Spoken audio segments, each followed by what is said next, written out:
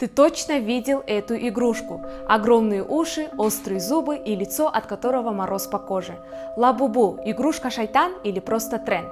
Лабубу – существо из мира монстров, созданное гонконгским художником в 2015 году. В 2019 году Pop-Mart превратила его в коллекционную игрушку, а в 2025 он стал вирусным после того, как Лиса из Blackpink назвала его своей дочкой. Все было мило, пока игрушка не попала в Россию.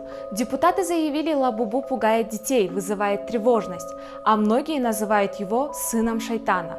В ТикТоке начали массово сжигать коробки с Лабубу, но правда в том, что Лабубу – это просто бизнес. Коллекционеры покупают вслепую, фанаты устраивают охоту, а Pop-Mart зарабатывает миллиарды. Игрушка даже не считается детской, она с маркировкой 15+.